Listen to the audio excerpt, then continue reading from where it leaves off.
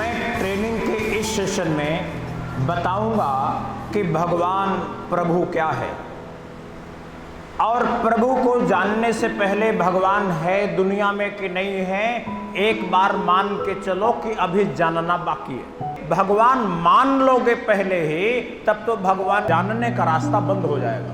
इसलिए पहले भगवान मान के मत चलो, पहले यह जानो कि भगवान की जरूरत क्यों है। भगवान की जरूरत दुनिया को इसलिए पड़ी कि आपदा में मदद की आशा बनाए रखने के लिए। अभी हम बता रहे हैं भगवान के बारे में, आपको ज्यादा गंभीरता नहीं महसूस हो रही है। अब अभी भूकंप आ जाए, बिल्डिंग कांपने लग जाए तो सब गया भगवान हाय भगवान कहोगे ना। मतलब कि जब कोई प्राकृतिक आपदा आती है तो इंसान अपनी मम्मी को नहीं बुला सकता। छोटे बच्चे का भगवान कौन होता है? मां। जब छोटा बच्चा संकट में पड़ता है तो चिल्लाता है मम्मी। छोटे बच्चे को कौन बचा सकता है? मम्मी। लेकिन जब आप बड़े हो जाते हो तो क्या मम्मी चिल्लाओगे? अगर भूकंप आएगा तो क्या बोलोगे मम्मी बचाओ? मम्मी बेचारी खुद ही हिल रही है, वो बचाएगी कैसे?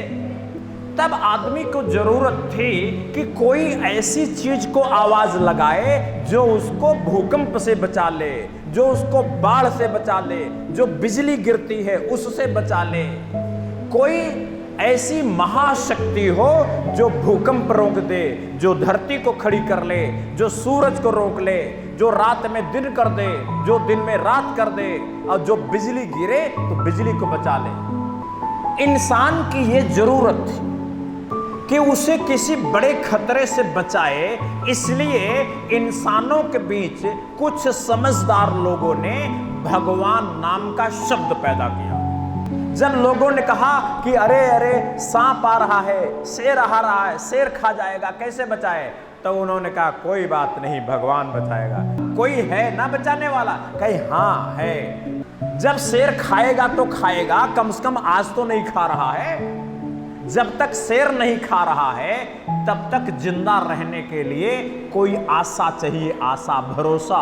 उस भरोसे के लिए भगवान पैदा किया गया। दुनिया में दो तरह के इंसान होते हैं, एक को भगवान अंदर महसूस होता है और एक को नहीं होता। जिनको नहीं होता वो होने वाले के बात को नहीं समझ सकते। कुछ लोगों को अंदर महसूस होता कुछ तो है। राम नहीं है, कृष्ण नहीं है, अल्लाह नहीं है, यहोवा नहीं है, बुद्ध नहीं है, जैन नहीं है, ये नहीं है, वो नहीं है, विष्णु नहीं है, शंकर नहीं है, हनुमान नहीं है, गणेश नहीं है। हो सकता है ये कोई ना हो, लेकिन बावजूद ऐसा लगता है कुछ तो है। वो जो अंदर फील होता है, the feeling dimension of the life, वो जो अनुभूति होती है, उस अनुभूति का नाम रखा है भगवान। तीसरी बात, कुछ लोग दुनिया में ऐसे पैदा हुए जिन्हें पब्लिक के सहयोग की जरूरत थी, जनता का सहयोग चाहिए था। तो वो सोचे कि ऐसी क्या बात बोलूं कि सब मेरे पीछे आ जाए। अब वो ढूंढते ढूंढते बोले कि सब लोग एक चीज से डरते हैं, भगवान से। भगवान के प्रचार होने के बाद भगवान एक साझा बिंदु बन गया, साझा बिंदु। सबके अपने रूप अलग हैं, रंग अलग है, लंबाई अलग है, चौड़ाई अलग है। सब लोगों की शरीर अलग है, माँ बाप अलग हैं, सबका घर अलग है, परिवार अलग है, एड्रेस अलग है। लेकिन एक बात सब में है, भगवान से डर या भगवान से प्रेम, ये सब में है। तो कुछ लोग जो पब्लिक का सहयोग लेना चाहते थे, चाहे राजा लोग दूसरे देश पे चढ़ाई करना चाहते थे, उन लोगों ने भगवान का प्रचार किया, अपने पैसे की ताकत से प्रचार किया। इसलिए भगवान का प्रचार में अरबों रुपया खर्च हुआ। इंसान में बहुत तरह के मेंटल बीमारियां होती हैं। उसी तरह कुछ लोगों को मेंटल बीमारी होती है कि कितना पैसा पाऊं हड़प लूं, कितना पैसा पाऊं हड़प लूं, कहां से हड़प। उन लोगों को पता चला कि यार भगवान का इस्तेमाल करके पैसा हड़प सकते हो। उन लोगों ने कहा कि एक काम करो, साधु पैदा किए। उन्होंने कहा कि एक साधु पैदा करो, मौलवी पैदा करो, पादरी पैदा करो कि और मंदिर बनवाओ, चर्च बनवाओ, गिरजाघर बनवाओ, मस्जिद बनवाओ, गुरुद्वारा बनवाओ और उसमें ऐसा बोलने वालों को लगाओ कि जो बोले कि ए भाई खाओ मत, कम से कम खाओ, संतोष करो, कम से कम पहनो, संतोष करो, कम से कम उपभोग करो, संतोष करो। उन्होंने प्रचार किया कि आप अपने हक के लिए ज्यादा चिंता मत करिए, अगर कपड़े नहीं हैं तो नंगे रहिए, खाना नहीं है तो भूखे रहिए, बच्चे को पढ़ाने की फीस नहीं है तो बच्चे को अनपढ़ रहिए, मकान रहने को नहीं है तो झोपड़ी में रहिए। मतलब आप अपने हिस्से का पैसा छोड़िए। जब आप अपने हिस्से का पैसा छोड़ोगे तो वो तैयार बैठे हैं खींचने के लिए। एबी वालों ने इंतजाम किया कि आपको बताया जाए कि आप त्याग करो और इधर से भोगने वाले तैयार थे। आप अपना कपड़ा उतारो जिससे मेरे पास कपड़े की दुकान बने। राजा लोग जनता को अपने साथ लेने के लिए कोई साझी बात ढूंढे, साझा मामला, वो भगवान निकला। और पैसे वालों ने पैसा हड़पने के लिए भगवान के नाम पर लोगों को कहा कि अपने हक, हुकूक, अपने अधिकारों की चिंता मत करो, अधिकारों की नहीं केवल कर्तव्य की चिंता करो। तुम मकान बनाने तक मेहनत करो और जब बिल्डिंग खड़ी हो जाए तो उसमें से निकल के चले जाओ, वो मकान तुम्हारा नहीं है। जैसे किसी को एक मेंटल बीमारी होती है पैसा इकट्ठा करने की, उसी तरह एक मेंटल बीमारी होती है पावरफुल आदमी बनने की। इस मेंटल बीमारी के कारण कुछ लोग सोचते हैं पहले जिले का बन जाऊं चेयरमैन, और फिर चाहते हैं कि मैं मुख्यमंत्री बन जाऊं, फिर प्रधानमंत्री बन जाऊं, फिर सोचते हैं कि पूरी दुनिया मेरी मुट्ठी में आ जाए। इसको बोलते हैं इंपीरियल एम्बिशंस, साम्राज्यवादी मंसूबे। ये जो साम्राज्यवादी मंसूबे हैं, ये लोग अपने एक धर्म के लोगों को भड़काते हैं कि भाइयों इस्लाम सबसे अच्छा है, जो इस्लाम नहीं माने तलवार लेके उनको काट दो। वो निकल पड़ते हैं। वेतन देने की जरूरत नहीं है, सैलरी देने की जरूरत नहीं है।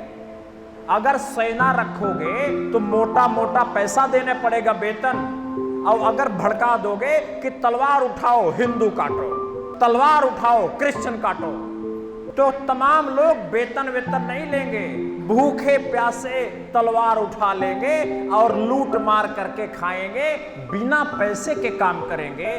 धर्म दंगा कराने का और साम्राज्य कायम करने का कुछ मेंटल बीमार लोगों का जरिया बना। इस तरीके से भगवान की खोज का कारण बना प्राकृतिक आपदा और भगवान के प्रचार का कारण बना मेंटल बीमारी। दुनिया ने इस बात को महसूस किया।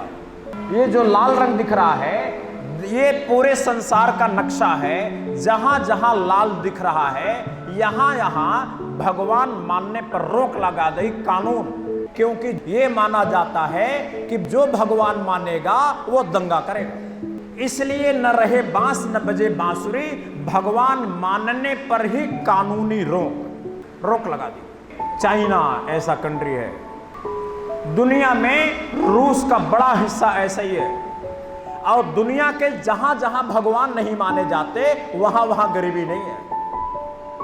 गरीबी वहीं वहीं है जहां भगवान माना जाता है, यानी भगवान के सहारे गरीबी बना के रखी जाती है। आप ट्रेन में चलते हैं तो कभी कभी कोई आदमी आपसे दोस्ती करने आता है, एक सुंदर सी लड़की लेके चलता है वो, और वो कह देता है कि ऐसा करना, ये जो सामने वाला आदमी है ना इसके पास तुम बैठना। ये योजना से रहती है पहले से तैयारी। तो वो जो सुंदर सी लड़की है वो सामने बैठ जाती है और बता देता जब ट्रेन चले तो 15 मिनट में सो जाना, और वो लड़की सो जाती है। सोने के बाद जो आदमी है उसी के ऊपर लुढ़क जाती है, सोई नहीं है, सोने का ड्रामा करती है। तो वो क्या करती है, अपना दुपट्टा ऐसे फेंक लेती है, उसके दुपट्टे में क्लोरोफार्म है, अब थोड़ी देर पहले तो परफ्यूम महक रहा था, अब परफ्यूम के साथ क्लोरोफॉर्म महक रहा है, और थोड़ी देर में वो भी बेहोश। और जब बेहोश हुए तो लड़की को होश आ गया। वो तो ड्रामा कर ही रही थी। और अगली स्टेशन, अरे चलो चलो सामान उठाओ उठाओ, उनकी सारी सामान उठा के चंपत।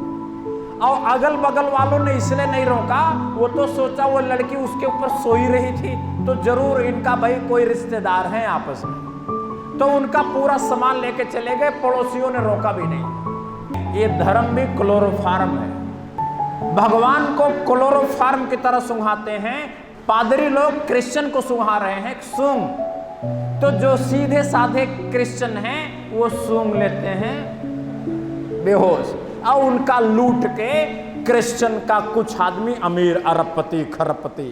मुसलमानों के मौलवी ये क्लोरोफॉर्म सुंघाते हैं मुसलमानों के तो सूंघ, कुरान का क्लोरोफॉर्म। वो कुरान का क्लोरोफॉर्म सुंघाते ही वो लुढ़क गए। फिर उनका लूट करके कुछ मुसलमान अमीर हो जाते हैं। और ये जो हिंदू के पंडित जी होते हैं, ये पंडित जी लोग का काम क्या है, ये हिंदुओं को क्लोरोफॉर्म सुंघाते हैं कि ये सूंघ लो, सब भगवान की मर्जी है। अरे तेरे घर में पैसा नहीं, भगवान की मर्जी है। तुम्हारी जमीन पड़ोसी ने कब्जा कर ली, भगवान की मर्जी है। इस दुनिया में भगवान की मर्जी से सब होता है और इंसान के हाथ में कुछ नहीं है। बस क्लोरोफॉर्म, एक क्लोरोफॉर्म है, क्लोरोफॉर्म। हिंदू अपनी जाति को क्लोरोफॉर्म सुंघा रहे हैं, मुसलमान अपने को सुंघा रहे हैं, क्रिश्चियन अपने को सुंघा रहे हैं, और ये जो सिख हैं पगड़ी बांधने वाले, ये अपने को क्लोरोफॉर्म सुंघा रहे हैं कि लुढ़क जाओ और तेरी सामान लेके हम चंपत। पूरा सिस्टम काम कर रहा है, सिस्टम। मंदिर में भगवान नहीं है, ये आर्य समाज के स्वामी दयानंद सरस्वती ने बता दिया। मंदिर में भगवान नहीं है, मस्जिद में अल्लाह नहीं है, और चर्च के अंदर यहोवा नहीं है, और वाहेगुरु गुरुद्वारा भी नहीं है, लेकिन इसके बाद भी लाइन लगी है। तब पैसे का खेल है, भगवान नहीं है कहीं। इसलिए जो बड़े अमीर लोग हैं वो लोग भी सोचते हैं यार हमारे पास इतना पैसा, अरबों रुपए कैसे आ गया। वो सोचते जरूर भगवान ने भेजा, जरूर भगवान, मैंने तो मेहनत की ही नहीं, इतना पैसा आया तो कहां से आया, मैंने तो मेहनत नहीं करी, भगवान ने भेजा। इसलिए वो मंदिर बनवाते हैं, मस्जिद बनवाते हैं, चर्च गुरुद्वारा बनाते हैं, जिसने भेजा ले जाओ। ये इन्वेस्टमेंट है, निवेश है। ये जो तस्वीरें हैं, ऐसे घटनाओं को दिखा दिखा के कहा गया कि अगर भगवान ना होता तो ऐसा क्यों होता। ऐसी घटनाओं को देख के लोग और डर गए, इसलिए भी मंदिर जाना, मस्जिद जाना, गुरुद्वारे जाना जरूरी हो गया।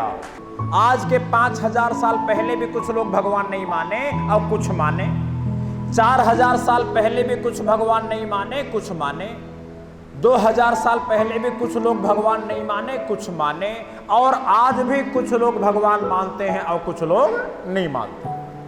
आस्तिक और नास्तिक शाश्वत हैं, परपेचुअल हैं। भगवान मानने वाले ना मानने वाले परपेचुअल हैं, हमेशा रहे हैं, हमेशा रहेंगे। लेकिन इस बीच एक ऐतिहासिक घटना घटी। एक इंसान पैदा हुआ, स्टीफन हॉकिंग। आपने नाम सुना होगा। स्टीफन हॉकिंस ने जो दुनिया के बारे में देखा, और बैठे बैठे, पढ़ना भी संभव नहीं था, पढ़ भी नहीं सकते थे, क्योंकि जो पढ़ना था वो 17-18 साल तक पढ़ लिया। और स्टीफन हॉकिंग ने बताया कि इस दुनिया में सूरज, चांद, धरती, मंगल, बुध, गैलेक्सी, सृष्टि, ब्रह्मांड बनाने के लिए किसी भगवान की जरूरत नहीं है। तो कई वैज्ञानिकों ने कहा कि क्या आप सृष्टि बना सकते हैं, एक धरती बना सकते हैं, सूरज बना सकते हैं? तो उस आदमी ने कहा कि हाँ, मैं सूरज बना सकता हूं, मैं धरती बना सकता हूं, मैं मंगल बना सकता हूं, इस दुनिया में जो कहो वो बना सकता हूं। लेकिन एक शर्त है कि अगर मैं नई सृष्टि बनाऊंगा तो इस सृष्टि से टकरा जाएगी और भारी विस्फोट होगा जिसमें सब खत्म हो जाएगा। उसने जो प्रयोग बताया वो स्विट्जरलैंड में हुआ। 27 साल तक धरती के अंदर गड्ढा खोदा गया, उसमें एक क्लोराइड के नाम का एक्सपेरिमेंट हुआ। स्टीफन हॉकिंस ने जो भविष्यवाणी किया था वो सही साबित हुआ।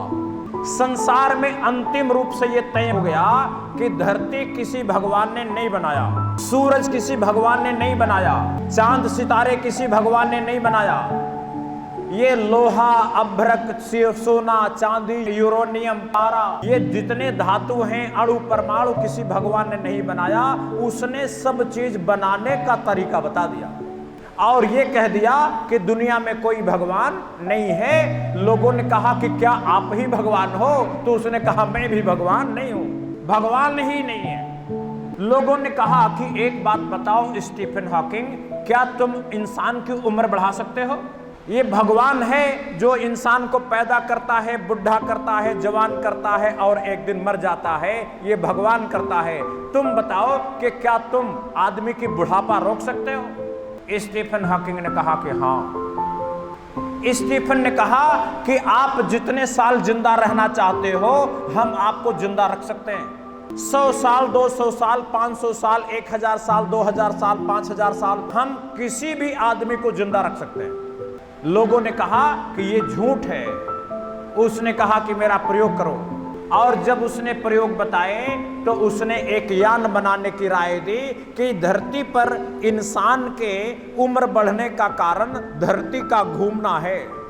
आप धरती जहां से घूमती है वहां से इंसान को बाहर लेके चले जाओ, एक यान में चक्कर मारे और धरती के घूमने का जो परिणाम है वो क्वेश हो जाए। मतलब धरती जितनी तेजी से घूम रही है उसी से ज्यादा तेजी से आपका हवाई जहाज घूमे, तो धरती के घूमने से जो ऐंठन पैदा होती है वो ऐंठन पैदा होगी नहीं और इंसान की उम्र नहीं बढ़ेगी। और धरती पर वो देखेगा रेडियो तरंगों से, उसको टेलीफोन दे दो, उसके बच्चे पैदा होंगे, अब बुढ़े होके मर जाएंगे, वो जवान बना रहेगा। फिर उसके पोते, पोड़पोते, तड़तोते पैदा होते रहेंगे, मरते रहेंगे, वो जिंदा रहेगा और सब देखेगा, वो नहीं मरेगा, वो बुढ़ा ही नहीं होगा। दुनिया को यह भी मानना पड़ गया कि इंसान की उम्र बढ़ने की वजह स्टीफन हॉकिंग का फिजिक्स है। दुनिया में सृष्टि पैदा होने का जो कारण था वो सब बता दिया, जो कुरान में लिखा है कि कायनात को दुनिया में अल्लाह ने पैदा किया, ये 100% झूठ साबित कर दिया। तमाम धार्मिक ग्रंथों में जो बातें लिखी थी कि ये भगवान ने किया, वो भगवान ने किया, सब गलत साबित हो गया। और उस आदमी का नाम है स्टीफन हॉकिंग। कहते हैं कि जिसके पास जितनी ज्यादा दिमागी शक्ति होती है उसकी शरीर उतनी कमजोर हो जाती है। ये बात सही प्रमाणित हुई कि सबसे ज्यादा शक्ति जिसको मिली उसका शरीर जीरो हो गया, जीरो, शरीर ही नहीं था, बिना शरीर के जिंदा रहा ये आदमी। अब जब दुनिया में अंतिम रूप से तय हो गया कि भगवान नहीं है तो अब क्या किया जाए? क्या वाकई भगवान नहीं है? मैंने स्टीफन हॉकिंग से मिलने का काफी प्रयास किया लेकिन मैं नहीं मिल पाया। और अभी अभी कुछ महीने पहले स्टीफन हॉकिंग की मृत्यु हो गई, हमारी उनकी मुलाकात नहीं हो पाई। लेकिन मुझे पूरी उम्मीद है कि अगर मैं स्टीफन हॉकिंग को मिल जाता तो स्टीफन हॉकिंग के मुंह से यह कहवा देता कि भगवान है।